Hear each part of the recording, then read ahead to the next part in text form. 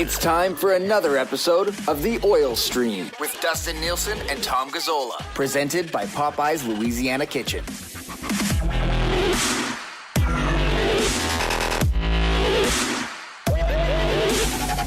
Hello, everyone, and welcome to another episode of The Oil Stream. It is Wednesday, September 1st, which means it's training camp and preseason month. It's Nielsen and Gazzola with you. It's brought to you by Popeye's Louisiana Kitchen. Try the new nuggets. Of course, the chicken sandwich as well, but the new nuggets are now available and delicious. 12 locations, 7 of them smack dab right here in Edmonton. All available on DoorDash, Skip the Dishes, and Uber Eats. So when we eventually get locked down again in 3 weeks, you can still get your nugs. Tommy, what's up, buddy?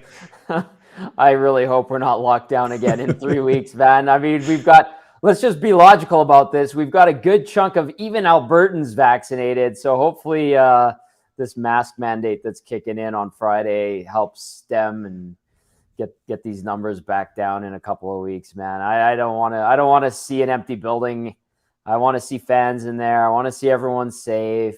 Please do not ingest ivermectin, whatever cures horseworms. Like, just be smart about it. Just get the vaccine that's designed to help the fight against COVID. And I know it's not perfect, but let's be honest. Look at the hospitalized numbers of vaccine and non-vaccine. That's it.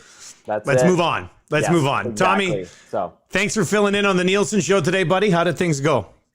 Show was great. Lots of NFL talk. I got in my own head. I was like, hey, the season's going to start soon. And then I'm like, wait a sec. I think it's not starting for another week. But then I go on our tsn.ca website and I see at the top of the ticker, Thursday for kickoff, not September 9th, just Thursday. And so you're on the air and you're kind of in the moment. You're doing an interview. So I was talking to David Beauclair from SI, Tennessee, covering the Titans. And I'm like, Cardinals and Titans, go Cards, Sunday, 11 o'clock. It's next Sunday. So I felt shame for a brief moment. Thankfully, it was in the 6:45 hour. And Lieutenant Eric told David that I apologize. So shame on me. Good, otherwise, great show. How was your morning? Very, very big morning for you. More important than what was going on the Nielsen Show today. A tear-filled morning in the Nielsen household as Marshall goes to school for the first time. He did kindergarten at home. So today was his first day of school. So that's why I took the day off. We walked him over to kindergarten. I was holding it together pretty good. And then we got about 2 blocks away from the school. And he's like, Daddy, I'm going to miss you. And I was just like, I looked at him. I was like, I'm going to miss you too, son. He goes, Daddy, are you okay? Your voice sounds weird. I said, no, I'm okay. Like, don't worry about it. So then I came home, sobbed uncontrollably for about 40 minutes, and then did the lock shop and got back to it. It's so, I know, like, everybody says it. Everybody says it. They're like, time goes by so quickly when you have kids. And then you're in the middle of the diapers and all that shit, literally. You're sitting there going, man, like, when are they going to grow up? And now he goes off to grade 1, and I just am like, I wasted 6 years with him here. Like, it's crazy, buddy. It's nuts. Wow. Yeah. He's only got to see 1 playoff series win in 6 years. And now he's already in grade 1, if you can believe it. You know, I remember he's a funny kid, obviously. And I'm curious to know how big he is in comparison to his classmates, because you're a giant. And I feel like he's going to be 6 feet tall in about 2 years here by the time he reaches 8. So, I think he's going to be as tall as his mom by like grade 6, and Tam's 5'9". Like he's going to be a tall boy. And it's funny because I bumped into another dad who had his daughter in online kindergarten with Marshall last year, and he follows me on Twitter, and we DM'd a couple times, and he was there today. And he also said he likes the Oil Stream with myself and you. Nice.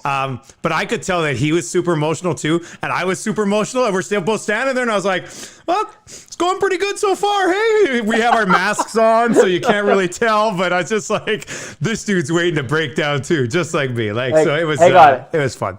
Let me check outside. It doesn't look dusty out there. Oh, man. Whatever. He's having a good day. I'll go pick him up in just over 2.5 hours. I'm not counting down or anything. But I will be outside that school at 2:40 being like, let's go home and play hockey like usual. So, all right, Tommy. we're going to get to your 5 PTO targets. That's coming up on this episode. I'm going to bring in my 5 PTO targets on Friday. Yep. And we'll get to the whole PTO discussion in just a second. If you're watching on the live stream, subscribe to the podcast so you don't miss an episode. Podcast numbers continue to climb, so that's great. So subscribe there. But if you have any PTOs that you would like, you can hit us up in the comments section and we can get into that. But Tommy, as far as this season goes, outside of that Shore signing, that was huge news at the beginning. You broke another story this week, and that's the return of the oil Derrick. Tell me about this. It's incredible. I think that tweet's got a lot of action. It's the things that take off that you don't expect to, and then the stuff that doesn't that you do expect to, you just can't predict. But yeah, it's a great thing. It's a nice touch. Adding a little more character to the building. It's a beautiful building. Let's not kid ourselves. It could use a few things around it to give it a little more style and pizzazz, if you will. And here's one of them.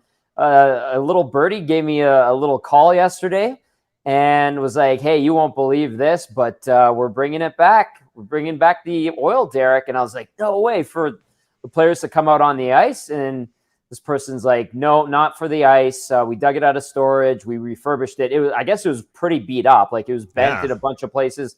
I was actually at dinner and some drinks with my old cameraman from Oilers TV, Blaine Sayers, who's now with the New Jersey Devils. He's back in town. And he's like, I remember the day they took it down when we were moving out of the old building into the new one. He's like, that thing was beat to shit. Like, it was bent all over the place and dusty and stuff like that. So they brought it out of storage, probably added some new pieces of aluminum to it, and it's going to sit inside Ford Hall around the hockey house. And so you can take pictures with it as you go in and out. I think through hockey house is probably where they're going to put it. A really nice touch. And I think people are excited about this. But Dusty, I think the reason why they can't put it up in the rafters to bring it down is because of how big the scoreboard is. The scoreboard basically takes up the entire neutral zone in Rogers Place. It's a phenomenal scoreboard. Let's not kid ourselves here. And I know a lot of people, their reaction was get those guys coming out onto the ice through it, which would be great. But I think the logistics of it doesn't really work. So here's a way to spruce up Ford Hall and give fans a little bit of nostalgia. And this is probably a good move. I think it's going to go over well. It's going to be a selfie spot or an area. I was going to say, are they going to have it kind of like roped off so people can't get hammered on their way out of the game and try to climb the Derrick, or how's that going to work? There's already seen a bunch of text that said we're going to climb this thing when we're hammered on the way out of a game. I don't think you can really climb it. When I look at it, there's like some gaps in there. It's not really climbable. Plus, I think if just any sized human, not even a full-grown adult male or female, gets up there, you're probably going to bend the thing because it is, I'm pretty sure, made out of aluminum. So don't do that. You're just going to cause headaches, probably get booted out and banned from the arena for a year or something like that. So it used to be pretty sick when they lower it down there, buddy, and they come. That was a good gig. Better than the bridge. Didn't they bring out the bridge? Yeah. I didn't mind the bridge, but the bridge was kind of cheesy and corny. So I know. Really quickly, it's the off season, so I could tell a story about the bridge. So Rich Myers, who used to be in charge of game day presentation for the Oilers, really talented guy. He's from Michigan, and he fell in love with the new Walterdale Bridge. It's beautiful, right? It's iconic, looks great, lit up at night. It does look great.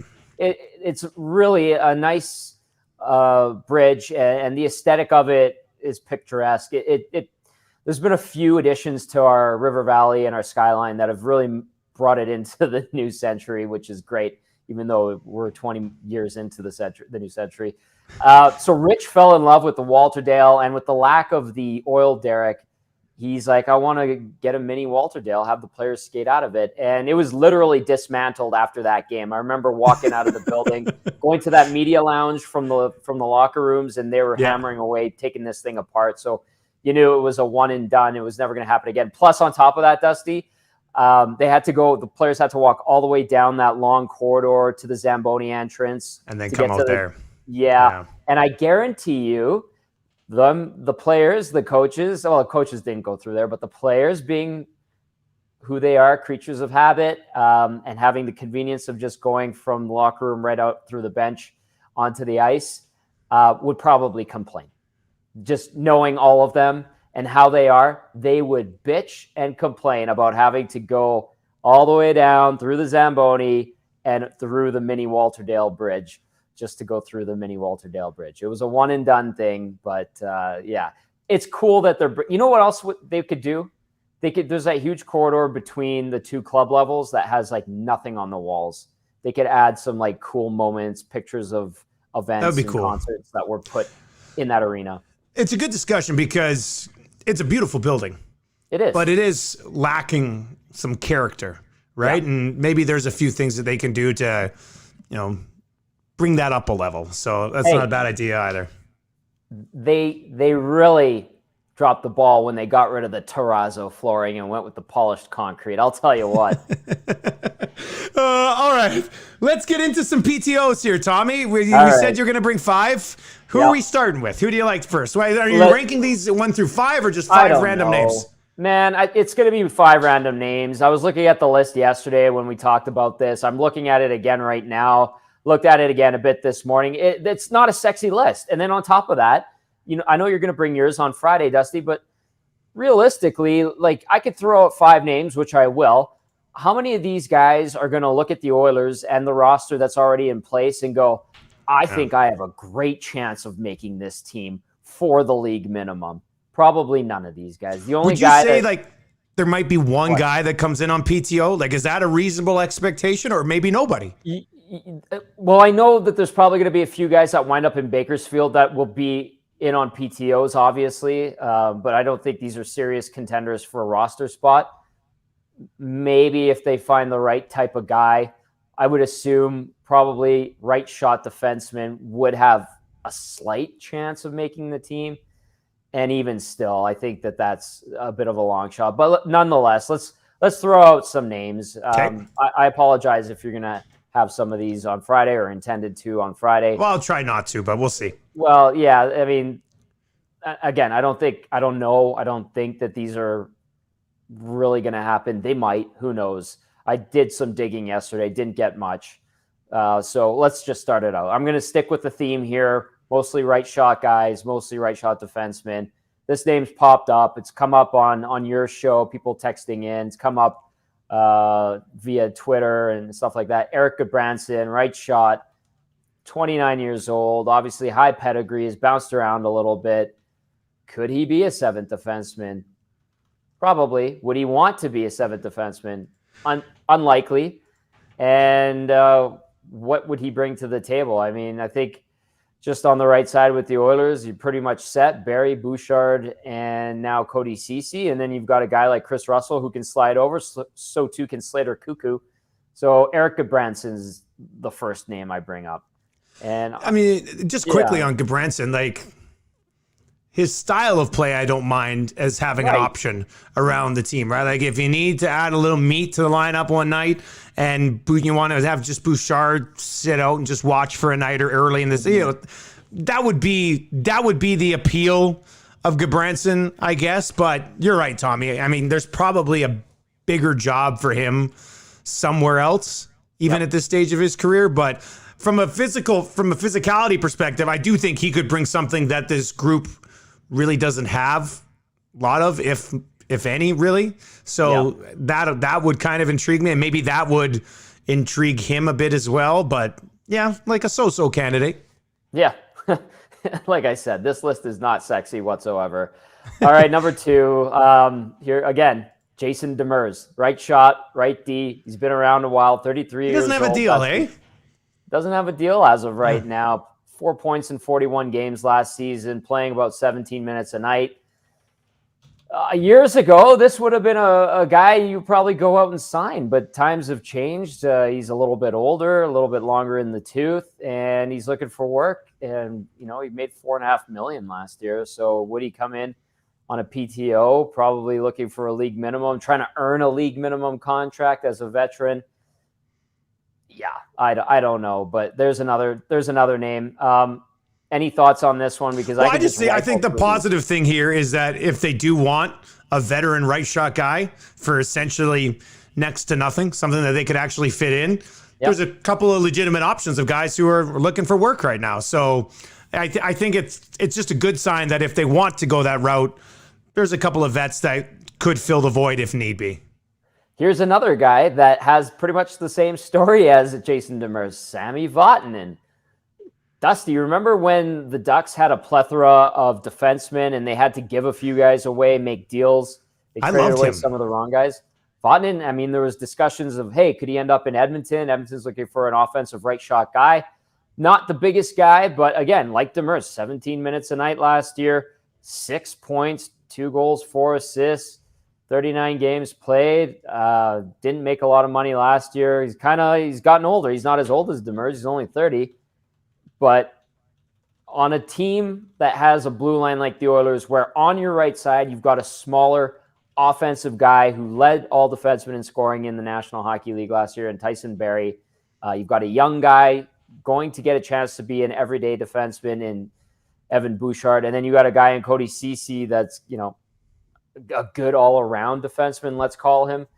Does a Sami Vatanen really move the needle for you? I'd argue probably not much. It is interesting, though, because would you say, and I think from these first 3 possibilities as PTOs go, would you say that the right shot D would be priority number 1 for the Oilers to maybe just get a look at a couple guys in camp? And I'd say yes, because you just look at the roster and who's coming into camp and you go, well, there's not a lot of right shot defensemen with a lot of NHL games under their belt. Maybe that's something you could address if it's really an area of need, but I don't know if it is. Truly, I don't know if the management team looks at it and goes, we need another guy, right shot veteran on the blue line, especially considering Cuckoo coming back.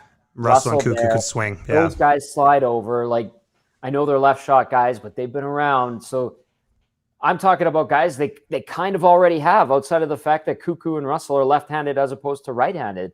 That's kind of where we're at. It's kind of one of those shoulder shrugs where you're like, yeah, I guess so. All right, so that's 3 right shot D. 3. Do you stick with another right shot D, or do you mix it up? I'll mix it up a little bit. A guy who can slide over on both sides, add offensive prowess from the blue line, had a monster season a couple years ago in Chicago. A lot of power play time. That's Eric Gustafsson. Could he return to Edmonton? Obviously drafted by the Oilers. Didn't work out here. And the long road back. Yeah, exactly.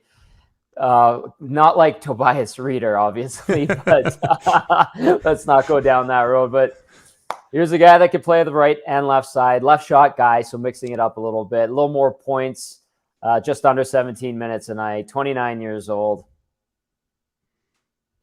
Maybe, Montreal brought him in. Remember, they traded for him, mixed him in a little bit in the postseason, did use him on the power play. He's comfortable in that position. It would probably be something where I'd have to think somebody gets injured before camp or in the early stages of camp for him to get a call. But once again, a serviceable defenseman that's still looking for a deal, which should lead to some pretty good players on the blue line or up front who basically have to accept a PTO if they want to try to land a gig. Who's number 5, Tommy? Who else you got? Number 5, we're going to go up to forward on this one. And listen, this one's a familiar name. And I think that if you don't have trust in your depth forwards, whoever's competing for jobs 13 and 14 up front, let's say Perlini, let's say Benson and Turris, don't live up to what they're expected to provide, fighting for those last couple of spots as depth forwards. And you say, I think we need a reliable right shot guy who is quite familiar with this team, fit in well, put up some numbers. And that's Alex Chason. I would have time for them bringing him back on a PTO. Probably not what he wants, not ideal. 16 points last year, Dusty. He's been a respectable Oiler in his time in orange and blue. So, if they were open to that, I'd be like, yeah, I get it. But he would be in tough, I think, to make this team. They got to get Yamamoto signed. They got to figure out what's going on there. But Chason's a guy that would slide right in easily, and he would not be making the $2.15 million that he'd been getting for the last couple of years. If you told me that Chason was coming back but he was not going to take any power play time away from Hyman or Jesse Puljujarvi, I would be okay with it. If you're going to tell me that because he's familiar with it, he's going to play on the fourth line, he's going to come over the boards on the PP1 while Zach Hyman waits and watches, then I want nothing to do with it. But for $800,000 to do what he basically has done, which has been okay at times, but you're right, he'd be in tough with Archibald and Cassian. I mean, I guess it's not the biggest stalwarts that you have to go through there. Maybe if this Yamamoto thing drags on a little bit, it's a name you could bring around and chime in there. What you got? Anything on Yamo? Just no, nothing really on Yamo. Like we're still waiting to September 1st now, though. Like I know, but there's a ton of bigger names than Yamamoto that are RFAs that don't have deals right now either. We saw the Islanders take care of a bunch. But here's the thing about Chase. This just popped into my head as we were talking about it.